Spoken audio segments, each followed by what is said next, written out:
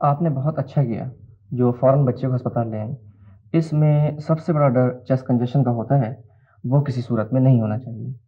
मगर खैर अब इसका खतरा नहीं है, फिर भी एहतियातन हम एक रोज़ के लिए इसे अंडर ऑब्जर्वेशन रख रहे हैं। डॉक्टर साहब वैसे तो जिब्रान ठीक है ना? बिल्कुल ठीक है, जो थोड़ी बहुत तकलीफ है वो कल तक दूर हो जाएगी। डॉक्टर साहब दरअसल इसका केस दूसरा है, इसलिए फिक्र हो जाती है। मैं जानता हूँ, लेकिन बिल्कुल फिक्र नहीं कीजिए इसकी, ही इज़ ओके। मगर डॉक्टर साहब उसकी सांस इतनी तेज तेज चल रही थी। ऑक्सीजन की कमी और पानी में गिरने की वजह से। ऐसे तो इसका मतलब है जिब्रान बिल्कुल ठीक है ना?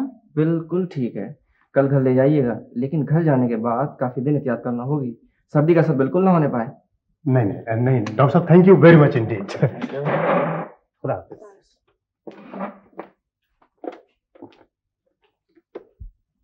सुना, जरा अपने चेहरे की तरफ देखो, हवाइयां उड़ रही हैं। कल रात से मुसलसल तुम परेशान हो, न मालूम क्यों।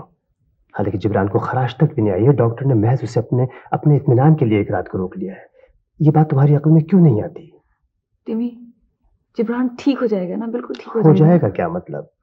वो ठीक है और इंशाल्लाह ठीक रहेगा।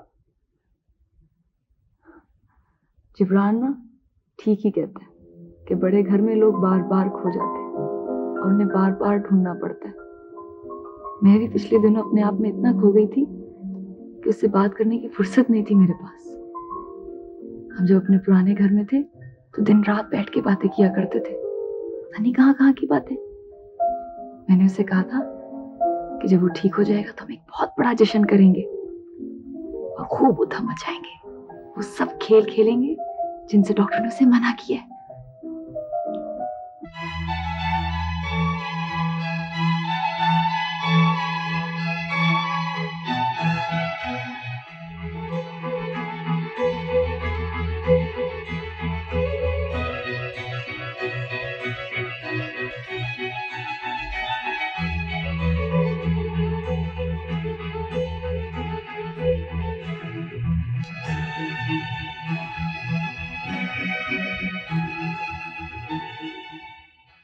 सना, हाँ? क्या हो जाता है तुम्हें? फिर खो जाती हो कहीं? कुछ नहीं हुआ है, हैं? जिब्रान बिल्कुल ठीक है। तुमने देखा नहीं, अंदर बैठा हुआ फलसफा बका रहा था। आओ चले, आओ।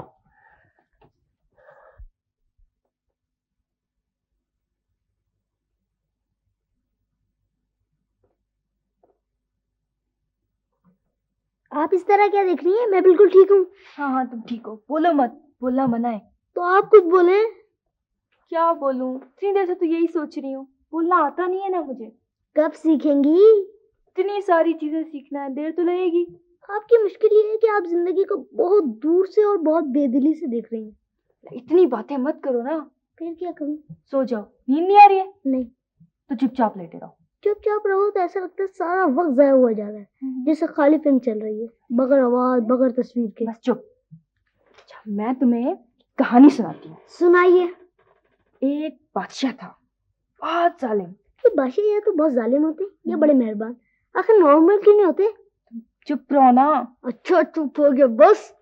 उस बादशाह के बाग में एक बुलबुल रहती थी जो रोज सुबह सुबह गाना गाती थी। लोग दूर दूर से उस गाना सुनने आते थे। बुलबुल का गाना लोगों को बगजाय करने के लिए और कुछ नहीं मिलता। फिर ये हुआ कि एक दिन बादशाह को पता चला कि सब लोग तो बुलबुल का गाना सुनने गए हैं और उसे किसी ने बताया ही नहीं। अच्छा, बेचारा बादशाह। बादशाह ने हुक्म दिया कि फौरन बुलबुल को हाजिर किया जाए, वरना सबकी शामत आ जाएगी। बेचारा शहजादा भी ढूंढने निकला, सारा दिन बुलबुल को ढूंढता फिरा। फिर रात को क्या हुआ कि शहजादा थक हार कर एक दरख्त के नीचे बैठ गया, भूखा प्यासा, नींद भी नहीं आ रही थी उसे, क्योंकि उसके बाजू में किसी के कराहने की आवाज आई। शहजादे ने घबरा कर इधर उधर देखा तो एक बुलबुल जख्मी पड़ी थी। उसने जल्दी से उसे उठाया, रुमाल से उसका जख्म साफ किया, उसे पानी पिलाया तो वो परी बन गई, बहुत खूबसूरत परी। खुदा के लिए मरे मारी, खुदा के। क्यों क्यों क्या हुआ? अगर आप ये कहानी सुनाती रही ना तो मैं बुलबुल बन के उड़ जाऊंगा। अच्छी नहीं है कहानी? नहीं नहीं, बहुत अच्छी, बहुत अच्छी। और अब की उम्र के लिए। अच्छा, दूसरी सुनाओ। नहीं नहीं, अब मैं सुनाऊंगा। लेकिन तुमको तो बोलना मना है। मैं कब बोलूंगा?